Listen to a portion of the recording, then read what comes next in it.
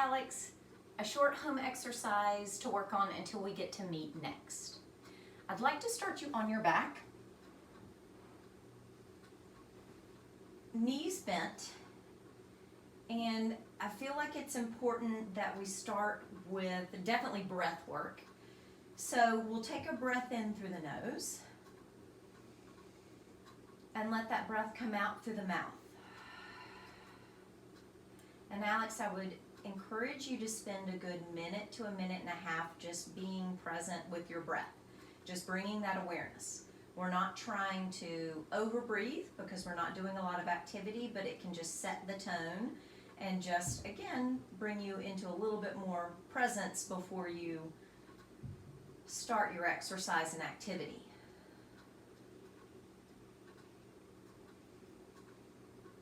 So my ideas with today, or with this short video, I want to get you set up as kind of biomechanically correct, or bring the awareness here on our backs to our posture and a little bit of stability of the lumbar and the pelvis.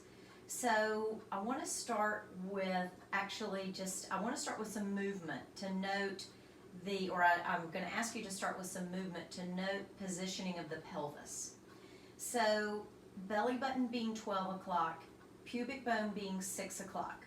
I'm going to ask you to roll the bones of the pelvis towards your face, towards 12 o'clock. You'll notice that your low back imprints to the mat. The tail kind of lifts up, not off the ground. We haven't lifted the pelvis, but with your inhale, you'll roll the bones of the pelvis forward, tipping the pubic bone down towards your feet, and there's some space created between your low back and the mat. Now, I'll ask you to do this about 10 times, and I would like you, as you work through it, to allow it to become more subtle. And I say that the goal would be that we don't feel like we're gripping with our legs. The legs should feel pretty quiet. I want you to notice how when you do this, that movement just kind of translates up the spine. So I'm even feeling a small nodding of my head, yes.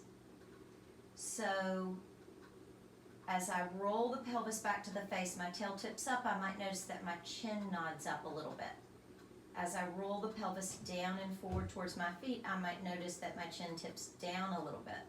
It may be just even an internal awareness, not something huge that someone can see on the outside. Try for no gripping in the neck and the shoulders. And again, as you come to, and I know we've probably done close to 10 beyond, as you come to a close, what I want you to do is almost just, again, make the movement smaller and smaller until you feel like you land, until you stop moving, until it's kind of a middle ground and a quiet place. So the goal would be that the pelvis rests on the floor without feeling like I'm gripping to pull back towards 12 or pushing forward towards 6. Notice if you can allow the rib cage to rest. And if your rib cage really feels like it's lifted off the floor, you may need just a little something to rest, like a small folded hand towel to rest under the head. And then again, with the head being that last point of awareness, letting it rest with the full weight on the mat. Noticing, hopefully, little to no tension between the ear and the jaw. So moving into, from this position, as we're set up pretty well with gravity as a support factor versus working against us, we're going to move into a bent knee opening. So the idea here, placing the hands maybe on the pelvis, is I'm going to begin to move the left leg, and I begin to allow the left leg to open out to the left. The goal would be that I don't feel my pelvis tip off to the left, or in turn my lumbar area twist or really lift off, or I should say the lumbar area is pretty much just going to stay in a relaxed position. And then I draw the leg back in. So breath-wise, I would inhale to open. I would exhale to draw back in. I would inhale to open.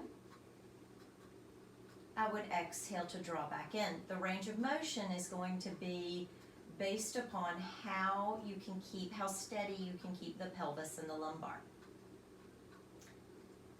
I would say maybe about 10 repetitions on the left leg, and then 10 repetitions on the right leg. Noticing if there's a difference in the range, the quality of movement or coordination from one side to the other. Again, after about 10 repetitions, we're actually going to go with both legs. We inhale to open. We exhale to close. Maybe with both legs challenging ourselves a bit on the timing, maybe increasing the speed a little bit to see if we can control, again, the pelvis, see if we can keep the head and shoulders nice and relaxed, and not feel that we're gripping or tensed through our breath. Again, about 10 of each of these. So from here, I'm actually going to ask you to flip onto your stomach, and we're going to place the hands underneath the forehead. So the goal would be that my hands are glued, but I have a sense of reaching my elbows wide, so that allows my chest and my ribs to rest down on the floor, and it allows me to activate my shoulders a bit. My forehead will rest on the hands. My pelvis will rest on the floor. Keeping the neck long, feel the weight of your forearms pressing gently into the mat. I float my head, my neck from my hands. So nothing else has changed, but I'm moving from that point where the neck meets the thoracic spine, the cervical thoracic junction. And I lower down. Again, feel the weight of the arms on the floor, my head, my neck float off the hands. I don't want to feel like I'm lifting just with my chin. The head is just sitting as that last part of the spine. My lower ribs are on the mat. My pelvis is on the mat. And this can be repeated again, maybe 6 to 8 times.